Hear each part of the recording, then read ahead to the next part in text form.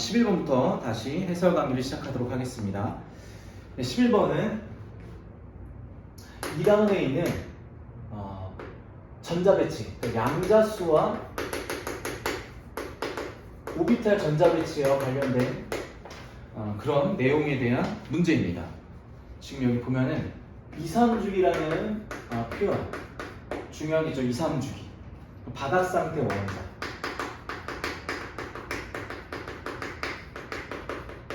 뭐 이거는 원래 그런 거고, 2, 3주기 원자에 해당하는 것, 이런 것도 중요한 포인트이기 때문에 자 이제 기억을 해야 되겠고, X, Y, Z가 있고, 그다음 여기 보니까 어떤 표현이 나왔냐면 모든 전자의 주양자수의 합.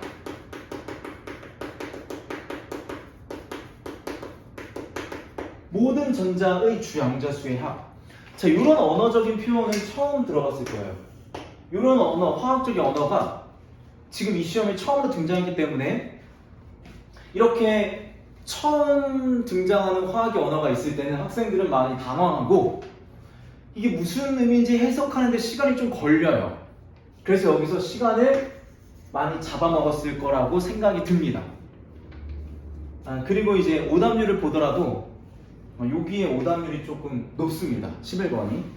뭐 엄청 그렇게 어렵게 낸 파트는 아닌데 학생들은 여기서 많이 어려움을 겪었다는 거죠. 왜냐면 지금까지 문제에서 보지 못했던 언어적인 표현이 등장했기 때문에 요거를 해석하려고 했고, 또 그에 관련돼서 이제 문제를 풀어나갈 때 어려움이 있었다는 거죠. 이거는 이제 어떻게 보면 신유형이라고 볼 수 있어요. 왜 신유형이냐면 이런 것 때문에 요 언어적인 표현들, 이제 이런 언어적인 표현에 대해서도 많이 익숙해져야 되겠죠. 그래서 이제 수능에서는 이렇게 이제 새로운 언어적인 표현들이 많이 등장할 건데, 그런 것을 해석할 수 있는 능력이 빠르게 생기려면 개념이 정말 완벽해야 돼요. 그렇게 공부를 많이 해두어야 합니다. 그 훈련을 저는 이제 그렇게 이제 가르칠 거기 때문에 걱정을 안 하셔도 됩니다. 네, 여기 보니까 얘가 A고 여기 A 플러스 4, A 플러스 9가 되겠죠. 이렇게. 모든 전자의 주양자수가 합이기 때문에 하나 예시를 들어보면 5번 붕소라고 할까요? 5번 붕소는 1s2, 2s2, 2p1이에요. 그러면은 얘는 주양자수가 전자 두 개인데 1이고 얘는 주양자수가 다 2입니다. 그래서 얘는 주양자수 1 곱하기 전자 2개 더하기 얘는 주양자수 2 곱하기 전자 3개. 그래서 요 값이 이제 8이 나오겠죠. 요 합이 8이 나오는 거야. 그러니까 이런 생각이거든요. 이런 느낌이거든요. 그럼 여기는 지금 얼마가 증가했냐면 4가 증가했고, 여기는 얼마가 증가했냐면 추가로 5가 증가했습니다. 이렇게 생각할 수 있겠죠. 추가로 4가 증가하고 추가로 5가 증가했어요. 그러면은 이 지금 1, 2주기라고 했기 때문에 뭐 처음부터 3주기로 시작할 수는 없잖아. 2, 3주기라고 했기 때문에. 그럼 2주기가 있다라는 거야. 그럼 1주기가 없기 때문에 이건 바로 주양자수가 2로 시작하는 거야. 그러면 얘는 2 더하기 2가 돼야지. 뭐 2 더하기 3이 될 수는 없잖아. 이건 무조건 2 더하기 2야. 그러니까 전자가 두 개가 추가가 됐다는 거지. 그러니까 이렇게 갈 때는 전자 두 개가 추가된 거야. 전자 두 개가. 그러니까 원자번호가 2가 늘어났다는 거지. 여기를 보면은 여기는 5야. 그러면은 이게 뭐 3, 3이 될 수는 없지. 그러니까 무조건 이건 2 더하기 3이지. 그럼 이제 뭐가 되냐면 3주기로 하나 들어갔다는 거야. 여기도 마찬가지 전자 몇 개냐면 2개. 전자가 2개가 추가됐어.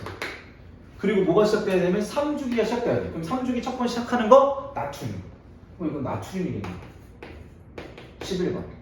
그럼 그거보다 2번이 전자 2개 빠져야 돼. 그럼 2번이 빠져야 되니까 9번 플로린. 또 전자 2개 빠져야 되니까 7번 질소. 이렇게 되겠네. 그러면 이제 7번 질소 같은 경우에는 1s2, 2s2, 2p3 이렇게 돼서 지금 2 곱하기 5야. 더하기에는 1 곱하기 2. 그래서 9가 됩니다. 그래서 A는 9구나. 9다. 여기는 9 더하면 13. 여기는 18 이렇게. 자, 여기 뭐 A를 물어보진 않았지만 지금은 그냥 참고로 한 겁니다. 자, 3주기 원소 한 가지다. 맞죠? 3주기 원소 한 가지, 나트륨. 그 다음에 전자가 들어있는 오비탈 수. 전자가 들어있는 오비탈 수.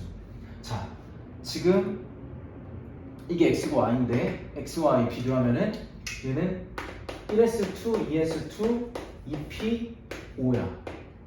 그럼 전자가 들어있는 오비탈 수니까 P에 얘도 어차피 3개가 다 들어갔어. 그럼 전자가 들어있는 오비탈 수가 5개. 얘도 전자가 들어있는 오비탈 수가 5개입니다.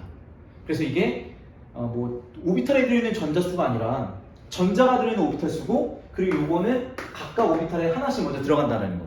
그래서 요 질소와 플로린은 전자가 들어있는 오비탈 수가 같겠죠. 몇 개로? 5개로 같습니다. 니은 틀렸고, 그 다음에 모든 전자의 방위항자 수의 합은 Z가 X의 2배다. Z가 X의 2배. 방위항자 수의 합. 얘는 전자 배치가 1s2, 2s2, 2pu, 3s1. 어차피 S오비탈은 방위항자 수가 0이야. 그러니까 S오비탈은 신경 안 써도 됩니다. 그거를 또 캐치를 했어야죠. 그러면은 P오비탈만 보면 돼. P오비탈에 있는 전자. 얘는 P오비탈이 6개가 있고 얘는 P오비탈이 3개. 그러니 몇 배냐면 모든 전자의 방위항자 수의 합이니까 Z는 6이 되는 거고 X는 3이 되는 거죠. 몇 배? 2배가 되지. 방위항자 수 P오비탈이 1이니까 이렇게 해서 디귿은 맞다 해서 4번이라고 하면 되겠습니다.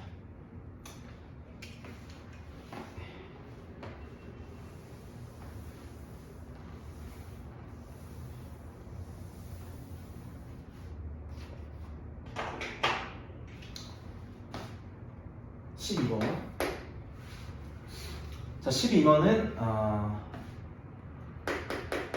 3단원 분자의 구조와 관련된 내용입니다. 분자의 구조와 관련된 내용. 자, 또 이제 중요한 건 이주기 원소라는 표현들. 이주기 원소로 이루어져 있다. 수소는 없다는 얘기지. 그리고 모든 원자가 옥텟 규칙을 만족한다.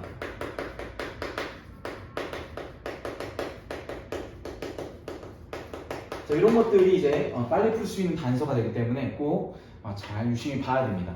그럼 가를 봤을 때는 가는 지금 구조식이 W 한 다음에 이렇게 Z 이렇게 되어 있는데 너무나 이제 이거는 익숙해서 쉽게 알 수 있어야 되겠죠. 이건 CO2겠네. 딱 봐도 CO2 한 4개 뽑는 건 14조밖에 없으니까. 나 같은 경우에는 Y, W, Z 요거를 HCn이다 이렇게 생각하면 안 되겠죠? 왜냐면 이주기 원소라고 했기 때문에 이거는 FCn이겠구나 이렇게 가야 되겠고, 그 다음에 다는 Y, Z, X. 뭐 앞에서 이미 다 했기 때문에 이것도 하기가 어렵지 않습니다. N이 되겠고 여기는 O가 이렇게 되겠지. 여기 Z가 아니라 X구나.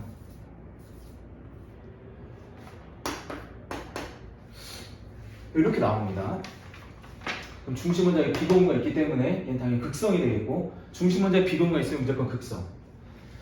자, 그럼 얘는 이제 무극성이지. 무극성. 얘는 극성. 중심 원자에 비공유가 없더라도 주변 원자가 서로 다르면 그럼 극성입니다. 자, 나의 분자 모양은 직선입니다. 이거 직선은 맞죠? AX 투꼴에 중심 원자에 비공유가 없으면 직선형, 있으면 구분형이야. 분자의 쌍극자 모멘트는 다가 가보다 크다. 다가 가보다 크다, 맞지? 극성은 쌍극자 모멘트가 존재하는 거고 얘는 쌍극자 모멘트가 존재하지 않는 거니까 맞는 말이고, 그 다음에 나와 다해서 Z의 산화수는 같다. 나와 다해서 Z의 산화수. 이 Z의 산화수인데 여기서는 지금 질소가 전기음성도가 제일 작아. 그러니 여기 하나 뺏기고 2개 뺏겨가지고 얘 플러스 3이야.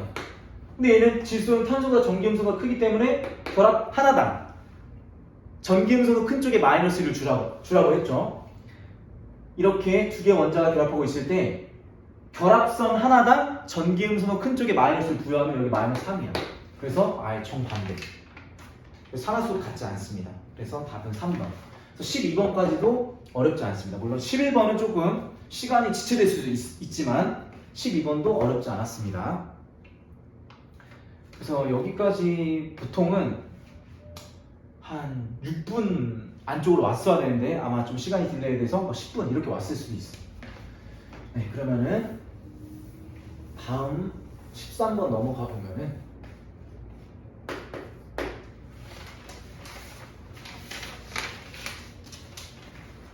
자, 13번은 1단원에 있는 용액의 농도 파트. 용액의 농도 파트가 좀 이제 신선하게 새롭게 좀 제시가 됐어요. 이것도 뭐 신유형이라고 볼 수도 있다고도 할 수 있는데 뭐 이거를 좀 당황해서 또 못한 학생도 있을 수 있겠고 뭐 개념이 정확한 학생들은 잘했겠죠. 왜냐면 여기 단위피당 포장 분자명이 나왔기 때문에 이제 또 단위피당 이러면은 어려워하기 때문에 근데 사실 어렵지 않습니다. 가와 나가 있고 부피가 얘는 22에 30 여기는 단위피당 포도당 분자 모양 여기 몇 개냐면 별이 하나 있고 여기는 별이 6개가 있어요. 이렇게. 그럼 단위피당 분자면 단위피라는 게 부피분의 포도당이 하나 있는 거지. 부피분의 포도당 분자 이겁니다. 이 말은 부피분의 포도당 분자수야. 그러면은 실제로 지금 이거는 단위피당 표현인 거고 그러니까 같은 부피 속에 포도당이 1대6의 비율로 있다라는 거고 그럼 실제로는 여기 부피가 있잖아. 그러면 실제로는 얼마 있는 거냐? 요거 두 개 곱해야 돼. 그러면 실제로 포도당 분자수가 나오는 거거든요. 요걸 두 개 곱하면 여기 나옵니다. 그러면 얘는 20별 이렇게 하면 돼. 얘는 180별 이렇게 있었던 거야.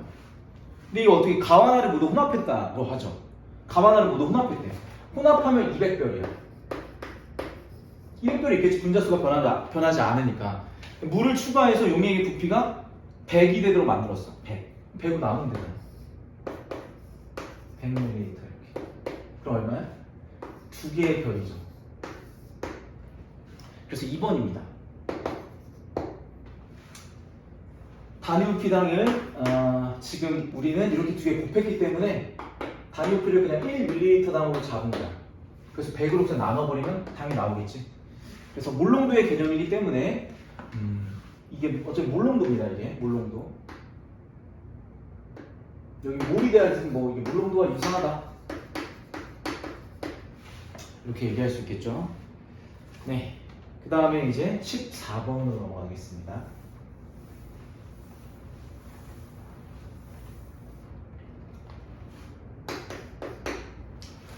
아, 14번은 그 3단원 화학결합 파트죠.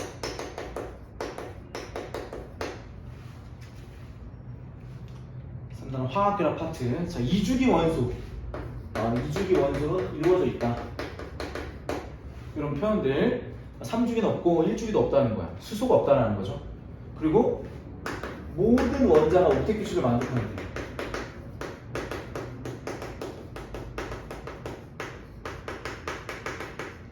중요한 표현입니다. 자, 여기도 이제 시간을 좀 이제 끌었을 수도 있는데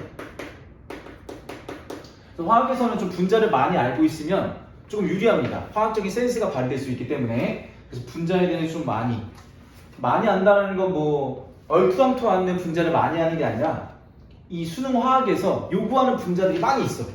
그럼 그동안 기출을 많이 분석한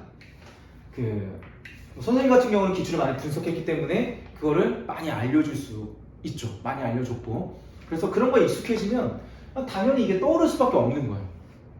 그래서 그거를 케미컬릭이라고 한다.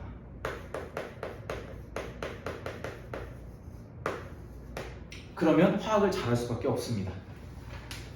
자, 그러면 이제 가 같은 경우에 분자식이 어떻게 되냐면 y, a 똑같아요. 이게 여기는 xa, y, a 플러스 2 다는 xb가 나왔고 이번에는 y, a 플러스 2가 나왔네요. 뭐가 나오냐면 비공유 전자쌍수가 나왔어요. 비공유 전자쌍수가 8, 14, 10. 그러면은 이게 지금 보면은 같은 비율로 있고 여기도 뭐 두 개가 있고 뭐 이렇게 있는데 뭐 이거 탄소라고 생각할 수도 있고 뭐 질소라고 생각할 수도 있을 거야 아마. 그러니까 이제 감각이 있으면 이 X는 탄소 아니면 질소. 산소라고 하기에는 조금 어려운 게 산소는 O2F2가 있지만 뭐 O2 여기 두 개가 있어 F2 막 이런 거는 사실 없어. 이런 건 O2F4가 O2F4가 되려면 이렇게 돼야 되는데 굉장히 이거는 이제 이온이 형성되기 불안정합니다. 그래서 이건 형성되지 않아. 그래서 여기 보면은 지금 이게 포인트니까 지금 여기서 이게 두 개가 붙었다라는 거. 그러면은 우리가 생각할 땐 뭐 C2H2 이런 거 있거든요. 뭐 CH는 없더라도 A는 뭐 1이 아니겠지. 그리고 N2 H 뭐 F2 이주기라고 돼 있다고 했으니까 이렇게. 그다음에 N2F4도 있어. 그래도 C2F4도 있고 실제로. 그러면 이제 보면은 이제 여기서 뭘 단서를 찾을 수 있냐면 비공유 전자쌍수가 8개래. 자, 이게 같아야 되는 이 비공유 전자쌍 여기는 6개밖에 안 되고 F에는 여기가 8개. 왜냐면 N2F2는 구조식이 이렇게 되거든요. 이렇게 여기 비공유가 있고. 그래서 이게 딱 맞아. 비공유가 8개라는 게. 그래서 비공유 8개 본 순간 이거 딱 이거 본 순간 머릿속에 그려지는 거지. 케미컬리. 아, N2F2. 그러면 A가 2구나. 얘는 그래서 N2F2. 얘는 N2F4. 14개가 맞아. 3, 4, 12에다가 여기 하나씩 있어서 14. 그럼 여기는 딱 봐도 뭐야? NH3겠지. 아니, NH3, NF3. 왜냐면은 10개라고 했기 때문에 10개면은 F 3개의 질소 비공유 하나 해가지고 NF3 이렇게 나오겠다. 그리고 여기도 보면은 이제 B잖아. B니까 이거는 이제 1이 될 수 있는 거지. 그리고 여기는 3이라는 걸 이미 여기서 또 알려줬거든요. 그러니까 B는 1이야. 자, X는 16족이다. X는 질소기 때문에 15족입니다. 되게 당연히 틀렸고 A 더하기 B는 3이다. 맞지? A 더하기 B는 3 맞습니다. 그 다음에 가부터 다해서 다중결합이 있는 분자. 다중결합. 자, 이건 다중결합이 있는데 얘는 다중결합이 없어. N2F4는 이렇게 존재합니다. 얘 입체 구조인데 중심 원자에 비공유 있고 다중결합이 없어요. 질소가 8을 3개 뻗어야 되기 때문에 이것도 마찬가지. 다중결합 없으니까 여기서 다중결합이 있는 분자는 한 가지. N2F2밖에 없다. 그래서 답은 2번이 되겠습니다. 요거는 이제 화학적인 센스가 있는 사람들은 빠르게 할 수 있는 문제였고 만약에 그게 없으면 헤맸겠죠. 여기서도 이제 빠르게 풀었어야 되는 거고.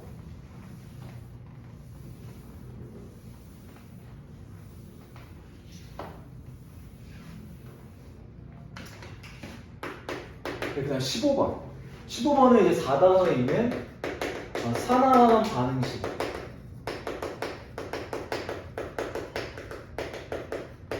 산화환 반응식에 대한 얘기입니다. 간은 너무 간단한 반응이 나왔습니다. 구리랑 은이온이랑 만나서 구리가 이가에 양lum이 되고 은이 이렇게 석출되는 반응이고 나는 AH2O2 과산화수소. 과산화수소는 중요하죠. 과산화수가 나왔다는 건 눈여겨야 돼. 눈여겨봐야 돼.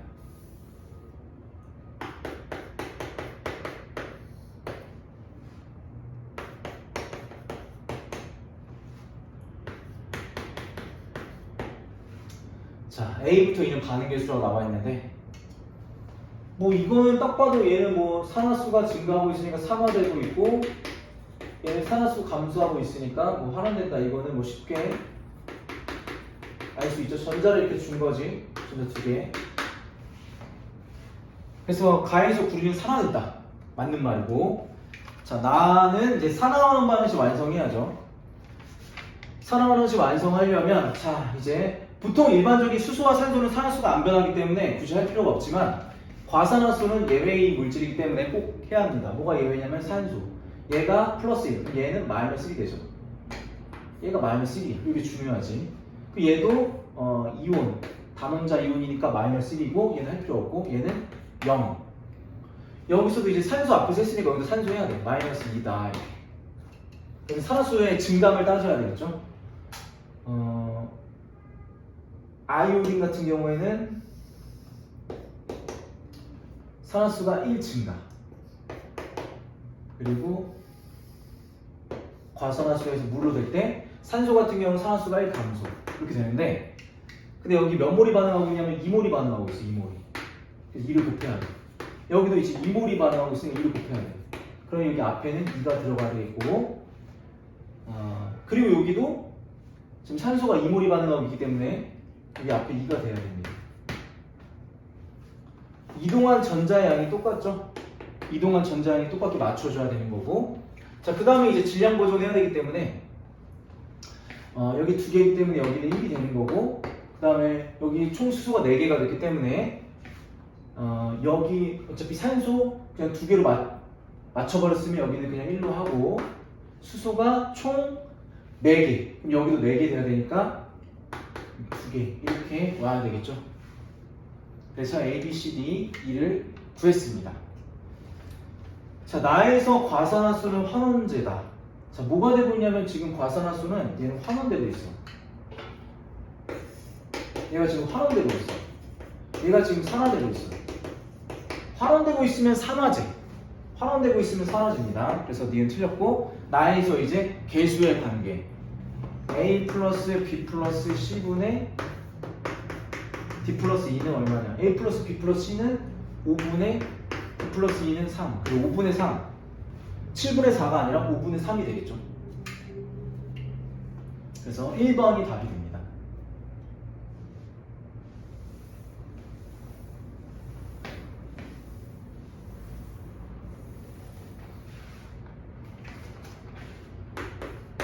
네, 16번 25도씨 수용의 가다에 대한 자료다. 요거는 이제 4단원 물의 자동이온화와 pH에 대한 문제.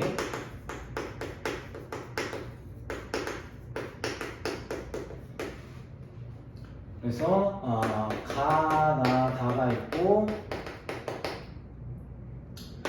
pH x-2 x pOH x 플러스 2 x 마이너스 이렇게 있습니다. 부피가 나와 있죠.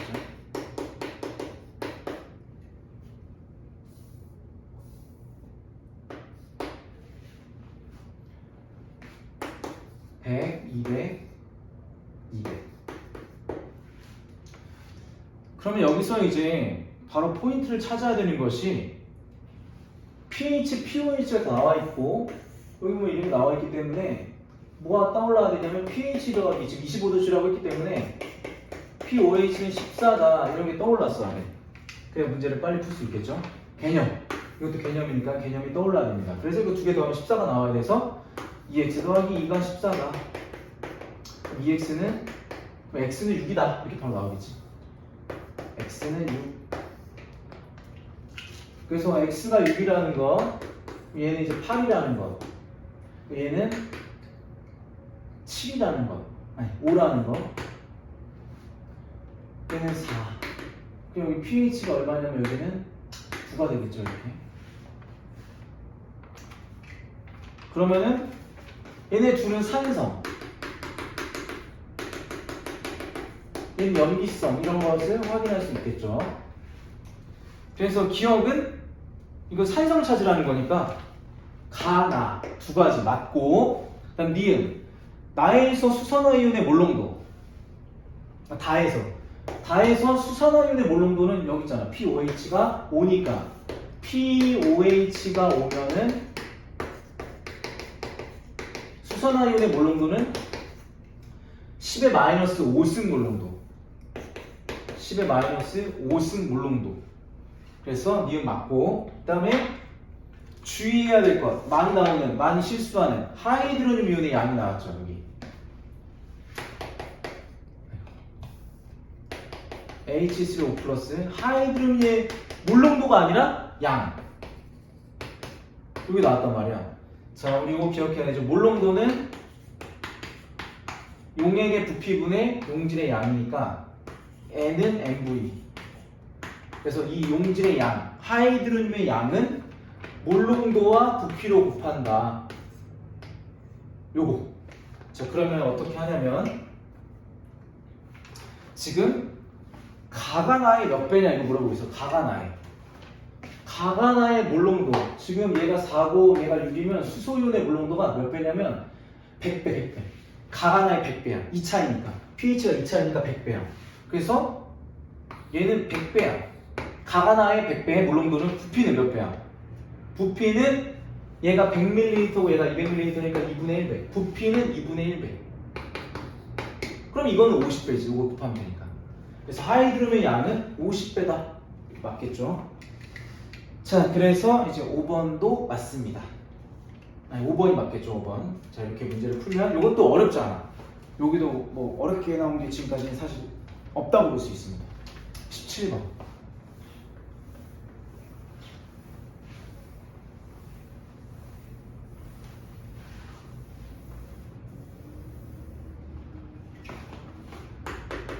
17번은 2단원에 있는 주기적 성질, 이온화이너즈와 관련된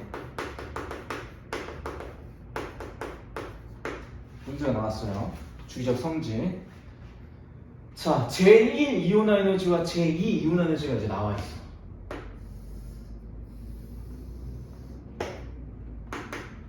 여기는 제2 이온화이너즈고 이쪽은 제1 이온화이너즈. 그래서 되게 헷갈리게 해놨는데, 뭐 여기 X가 이렇게 있으면은 Y는 여기에 있고, 그 다음에 약간 여기에 있어. 약간 떨어지는 느낌. Z가 이쯤에 있고, 여기에는 또 이렇게 F가 약간 이렇게 떨어지는 느낌인데, 뭐 이렇게.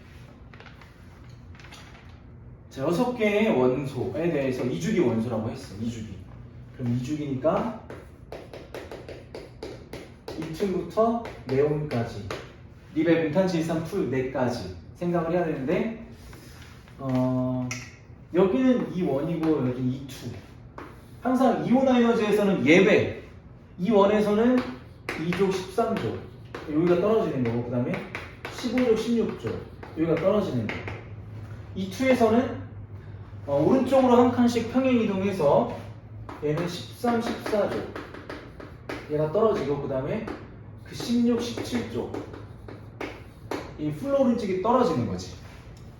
그래서 뭘 중심적으로 봐야 되냐면, 여기는 이주기이기 때문에 붕소, 산소, 여기는 탄소,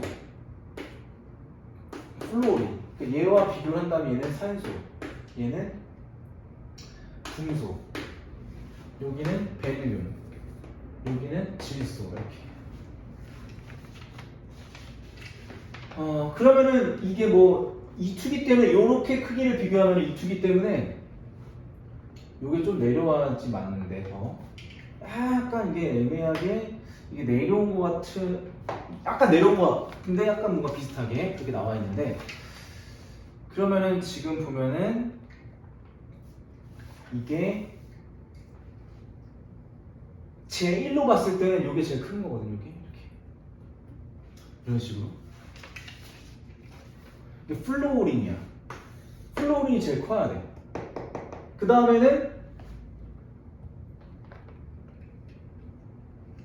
질소가 되겠지. 이 질소, 산소 이렇게. 그리고 제2도 한번 확인해야 돼. 제2에서는 산소가 질소보다 더 크구나. 그리고 산소가 플로린보다 크구나. 맞지? 제2에서는 이제 16쪽과 17쪽, 17쪽이 떨어지는 거니까 이 플로린, 제2 이온 에너지에서는 플로린보다 산소가 더 커야 되니까 요게 지금 맞아. 추론에 가면. 또 여기도 보면은 여기도 예외가 이제 있을 것 같은 느낌인 거지. 배분 해가지고 탄소, 이게 탄소라면 얘가 탄소라면 그 다음에는 베릴륨, 붕소. 이 이온화를 보니까 붕소가 베릴륨보다 크고 탄소보다도 커야지. 왜냐면 여기서 예외 탄소가 떨어져야 되니까 제2에서는 제2 요거는 제2의 관계, 제1의 관계는 요거.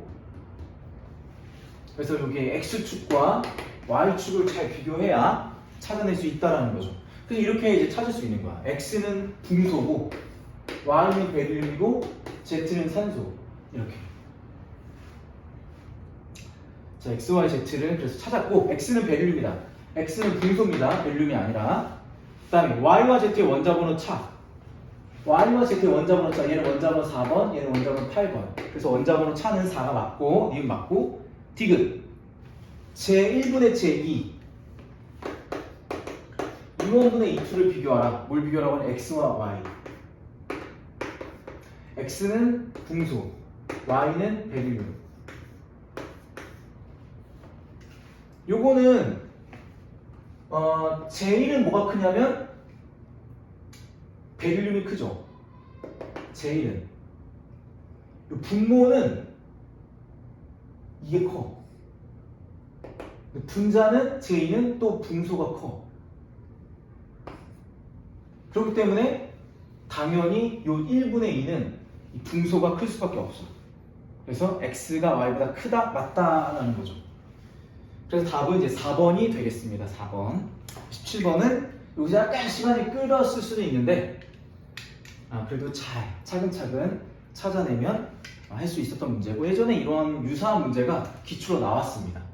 그래서 한 번쯤은 봤던 문제이기 때문에 엄청 어렵거나 그렇지는 않았을 거라고 또 생각이 듭니다. 네, 그 다음에 이제 18번.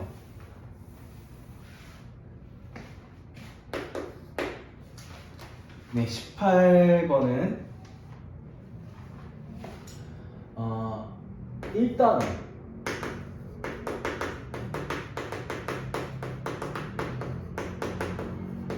화학식량과 물과 관련된 문제가 또 나왔습니다. 18번에.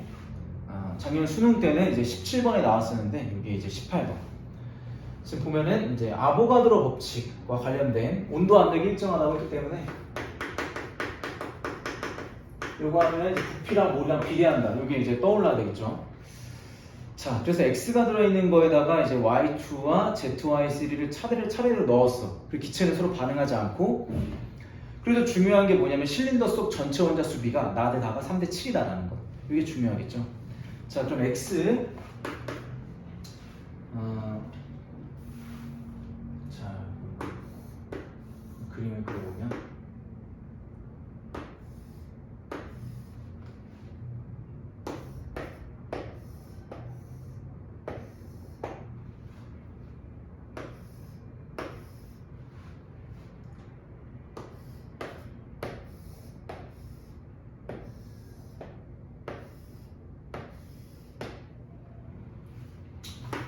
여기가 X 40m 기체 V리터,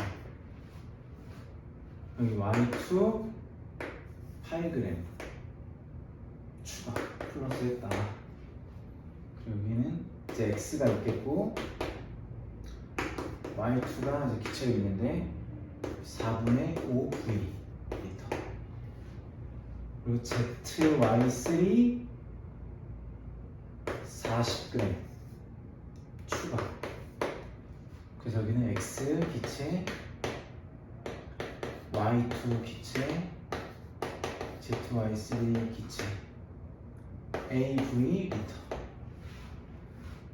자, 여기 가고 나고 다입니다. 자, 이렇게 돼 있는데 지금 뭐 이제 부피의 관계를 보면 이게 몰 관계라고도 볼 수 있겠죠. 그래서 얘가 V면은 40g이 V리터다 이렇게 본다면 얘 8g을 넣었는데 반응하지 않으니까 여기 4분의 5 V가 됐다라는 것은 얘가 4분의 1 V겠구나 이렇게 생각할 수 있겠죠. 아니 4분의 1 V구나. 그럼 이제 ZY3 그럼 얘는 이제 얼마냐 이건데 우리가 생각을 해볼 때 얘가 V면 이게 만약에 뭐 V라고 했을 때 그러면은 뭐 32g 이렇게 볼 수 있겠죠. 얘가 V라고 했을 때 32g이라고 할 수 있겠습니다. 그리고 또 보면은 이제 여기 보면은 또 단서가 나와 있는 게 뭐냐면 전체 원자 수비가 나와 있어요. 전체 원자 수비가 나르다가 3대 7 이러한 이제 단서를 찾아낼 수도 있어요. 찾아내는 게 아니라 뭐 주어진 거니까 활용을 빨리 해야 되겠죠. 그래서 보면은 나르다니까 여기에 이게 4분의 5V다 라고 하면은 전체 원자 수니까 전체 원자 수는 분자 수 곱하기 분자당 구성 원자 수.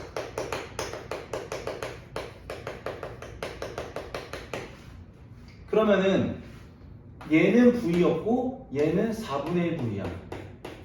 그러면 원자로 따지면은 2분의 1 V. 그러니까 원자로 따지면 2분의 3 V입니다. 전체 원자. 그리고 여기서는 얘가 또 V고 얘가 또 4분의 1 V고 그러면 여기가 3대 7이라는 것은 여기가 2분의 3V였기 때문에 여기는 몇 V가 될 수밖에 없냐 2분의 7V가 될 수밖에 없어요. 3대 7이어야 되기 때문에. 그러면은 이게 전체 원자 수비니까 여기에 2분의 3 추가로 더해진 게 얼마냐면 2분의 4V야. 그럼 2V야. 전체 원자가 2V야. 여기는 지금 4원자 분자야. 그러면은 여기에 몇 V? XV에다가 곱하기 4 했을 때 2분의 4V가 나와야 된다는 거지. 그럼 얘는 2분의 1 이렇게 되죠. 얘가 2분의 1V. 그러니 여기에 이게 2분의 1V인 거야.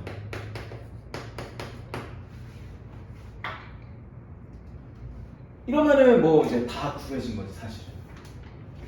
그래서 이 A도 구할 수 있는 거지. 얘가 전체 분자가 2분의 1V니까 이걸 다 더하면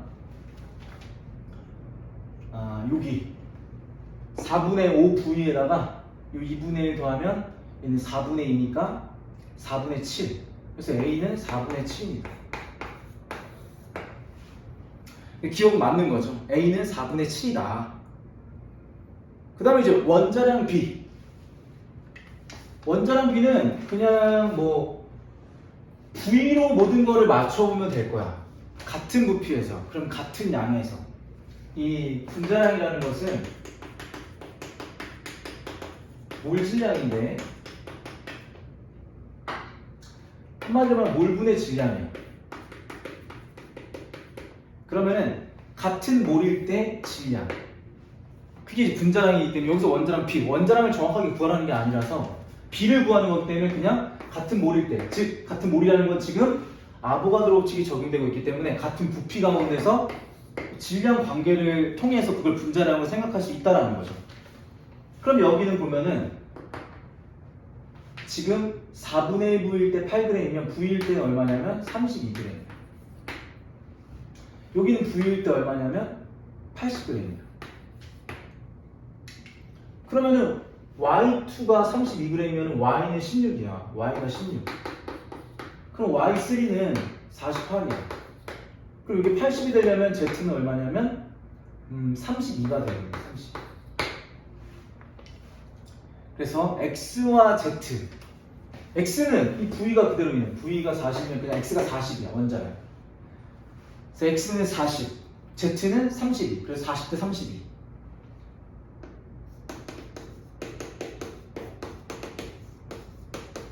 그래서 5대 4가 되겠죠.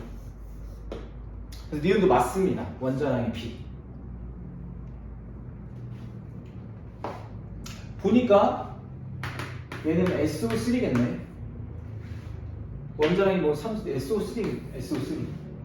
얘는 O2.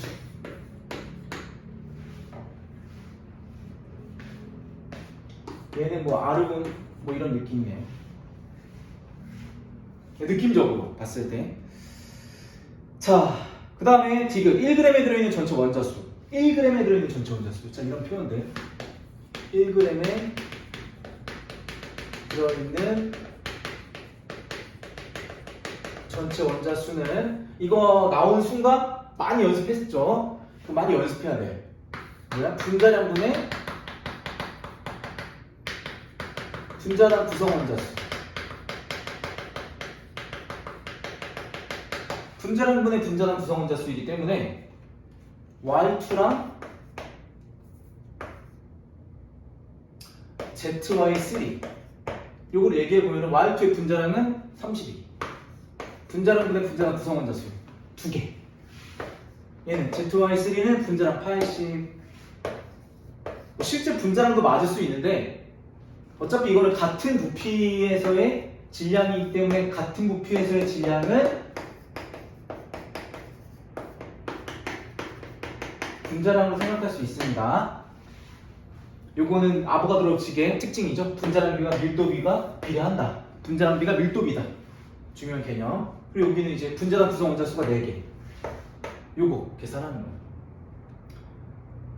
그럼 얘는 20분의 1, 얘는 16분의 1. 그래서 요게 크지. 그래서 Y2가 Z1의3보다 크다. 맞는 말이지.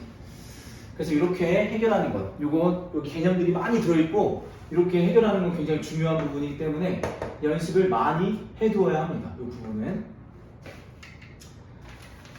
네, 그 다음에 대망의 이제 중화 반응과 양적 관계 남았습니다.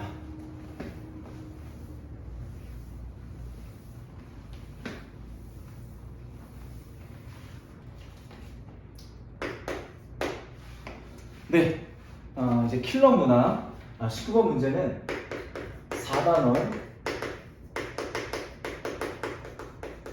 중화 반응의 양적 관계입니다. 중화 반응 양적 관계.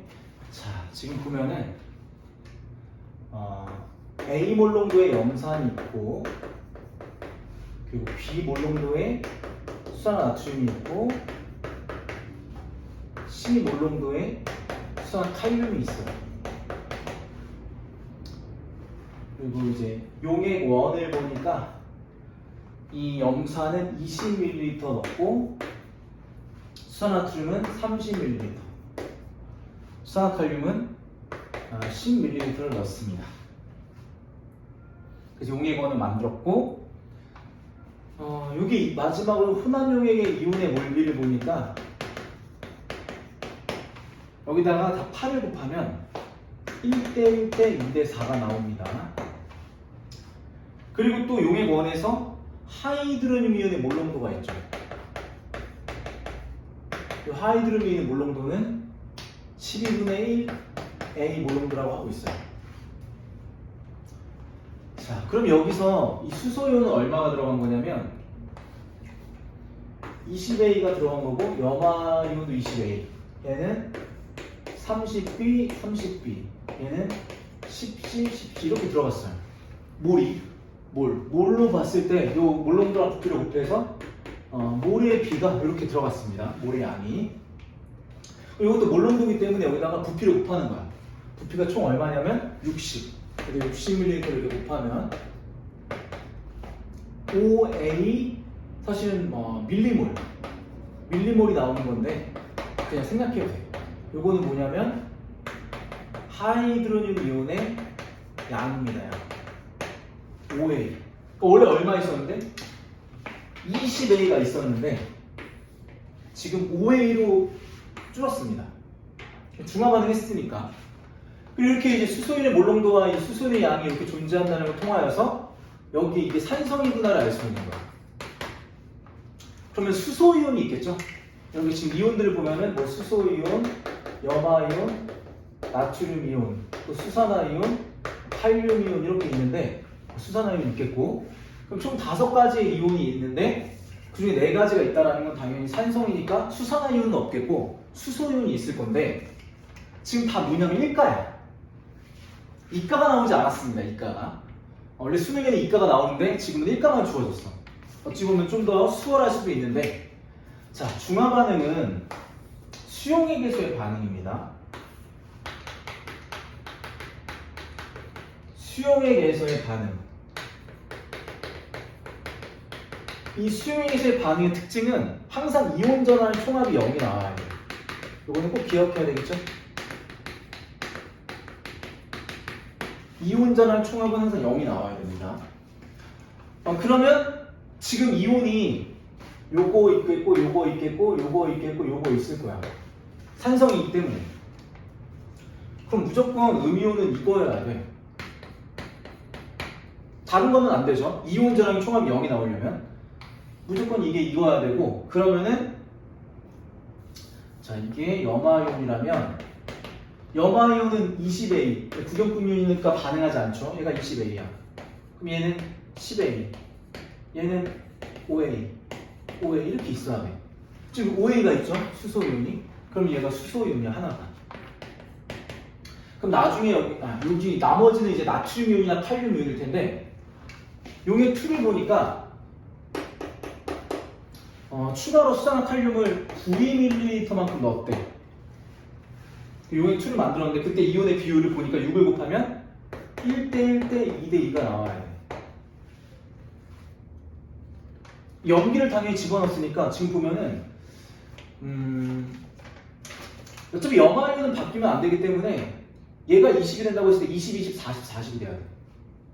그러면은 40, 40은 칼륨이온과 수산화이온이어야 되는데 같은 비율일 수가 없지. 왜냐하면 이 산성에서 이 수산화이온이 들어간다고 했을 때 어차피 수산화이온이 칼륨이온보다 더 적을 수밖에 없기 때문에 그래서 여기가 20이 될 수 없고 이게 20A야 무조건. 그럼 이게 20A야. 그럼 또 하나 20A가 또 되는 거야. 그럼 이거 무조건 염화이온이거든요. 그럼 하나는 10A고 하나는 10A인데 여기 수소이온이 5A였으면 여기 하나는 이제 수산화이온이 되겠지. 요거 하나가 이제 수산화이온. 여기 염기성이 될 수밖에 없는데 이런 상황이겠죠. 그러면 이제 여기서 어떤 게 나트륨이온이고 어떤 게 칼륨이온이냐라고 할 때 만약에 이게 칼륨이온이라고 해봐. 이게 칼륨이온이면 그러면 칼륨이온은 더 집어넣는 거니까 이게 될 수밖에 없어. 근데 칼륨이온이 20A가 되려면 10을 더 집어넣어야 되는데 10을 넣으면 수산화이온이 10이 될 수가 없죠. 여기 반응해야 되니까. 그러니까 이거는 칼륨이온이 될 수가 없다는 거지. 이게 나트륨이온이어야 돼. 이게 칼륨이온이어야 됩니다. 그럼 나트륨이온도 반응하지 않으니까 여기가 이게 나트륨이온이야. 그럼 얘가 자동 칼륨이온이야. 그럼 칼륨이온은 어떻게 되는 거냐면 이렇게 되는 거야. 그러니까 5A에서 몇 A가 돼야 되냐면 20A가 돼야 돼. 그러니까 여기 이 10C는 5A였다는 거예요. 10C가. 그리고 30B는 10A였다는 거지. 그래서 그 A와 B의 관계가 나와. 3B는 A다. 뭐 여기 2C는 A다. 이런 관계. 그리고 여기서는 이제 얼마가 들어가야 되냐면 15A가 들어가는 거야. 근데 지금 10C가 5A이기 때문에 5A가 10ml이기 때문에 15A는 30ml가 된다는 거죠. V가 얼마가 되냐면 V는 이제 30이 되는 거예요. V 곱하기 A분의 V인데 30 곱하기 A분의 B. A는 B. B는 얼마냐면 B는 3B야. 아니 B가 3B가 아니라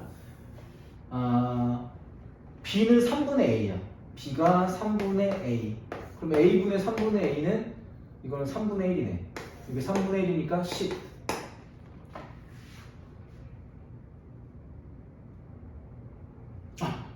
A분의 B가 아니구나. 자, 이 A분의 B가 아니라 여기 뭐 B분의 C네요. B분의 C. C분의 B구나. C분의 B. 자, C분의 B. 그래서 V가 얼마냐면 V는 30ml에다가 C는 2분의 A. C는 2분의 A분의 B는 3분의 A. 그래서 여기 이제 3분의 2야. 곱하면 20이 나옵니다. 20. 답은 2번이 되겠죠. 그래서 지금 이온의 몰비랑 요 하이드름의 양과 요 비율의 관계와 그리고 수용액의 반응의 이온전을 총합은 0이라는 것 이용해서 우리 푸는 문제는 굉장히 중요한 문제예요. 어떻게 보면 기본적인 문제이기도 하고 요렇게 논리를 써가는 것, 이렇게 문제를 풀어가는 연습은 많이 해두면 좋습니다. 도움이 많이 될 겁니다. 네, 이제 마지막으로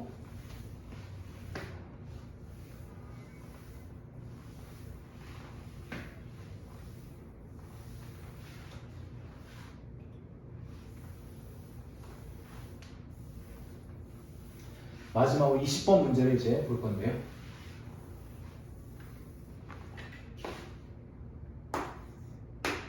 일단은 양적 관계. 일단은 양적 관계죠.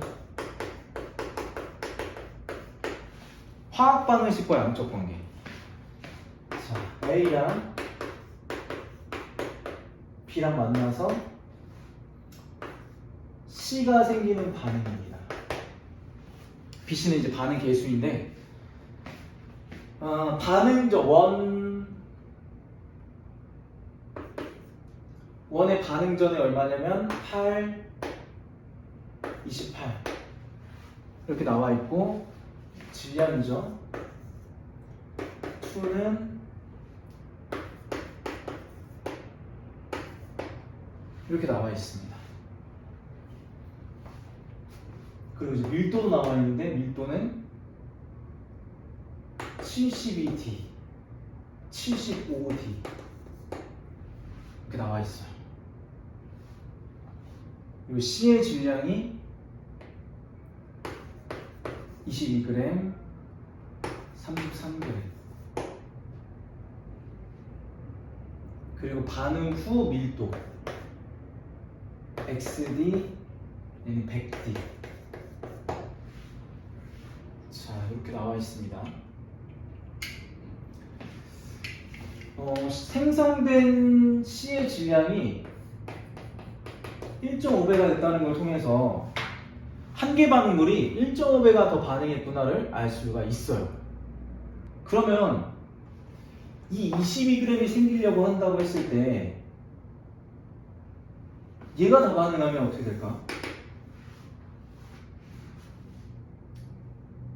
그럼 말이 안 되지. 얘가 다 반응하면 28g 이상으로 생성돼야 돼요. 질량이 보존돼야 되기 때문에. 그러니까 여기서는 무조건 8g이 반응한 거고 22g이 생겼다는 것은 여기서 14g이 반응했다는 거야. 이렇게 알 수 있는 거죠. 그래서 이제 22g이 생긴 거야.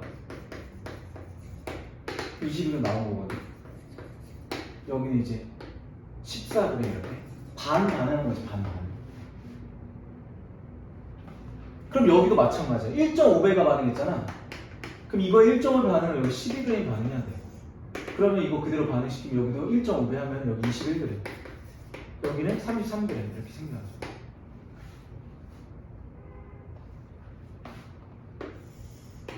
여기 12g이 남는 거지. 질량 마찬가지 보존돼야 돼. 얘는 21g이지. 이거 없어야 되니까. y는 21g이라는 걸 찾아냈어. y가 21이라는 걸 찾는 것이 어렵진 않습니다. 자, 그 다음에 이제 뭐 해야 되냐면 밀도의 관계를 이용해야 되는데 밀도.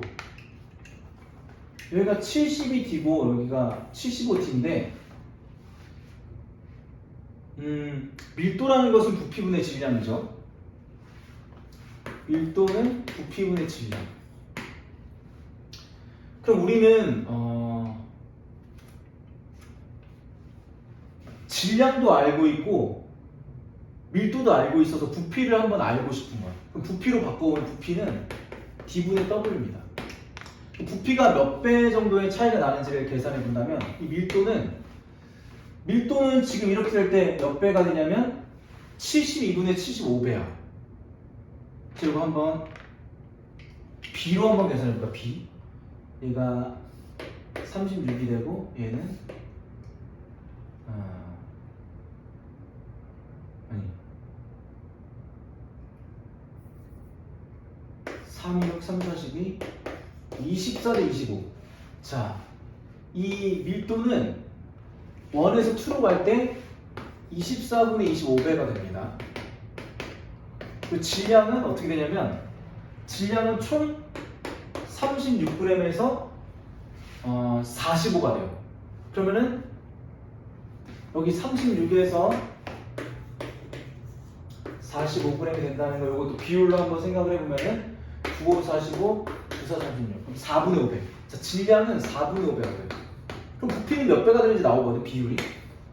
이거 계산하면 6, 5분의 6이야. 부피가 5분의 6이야. 그러니까 5대 6. 부피로 가면 여기가 오면은 6이야.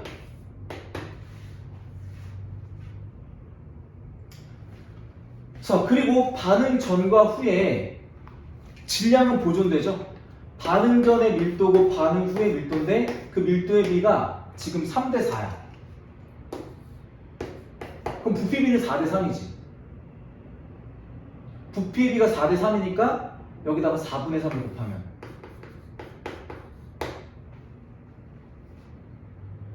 4.5가 됩니다. 부피가. 부피로 가면 4.5.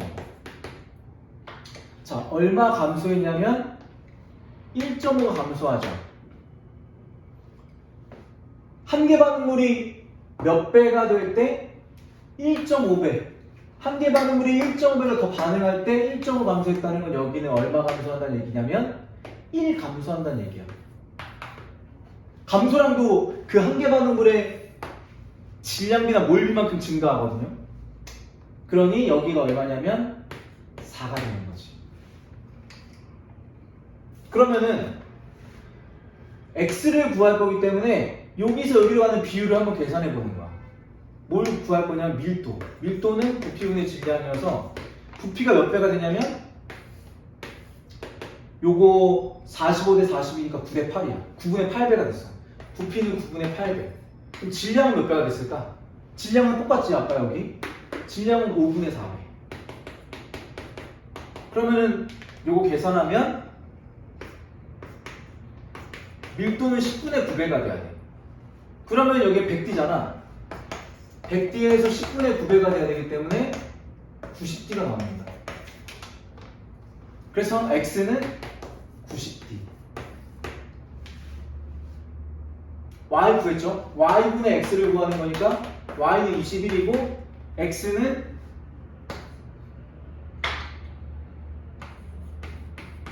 90D.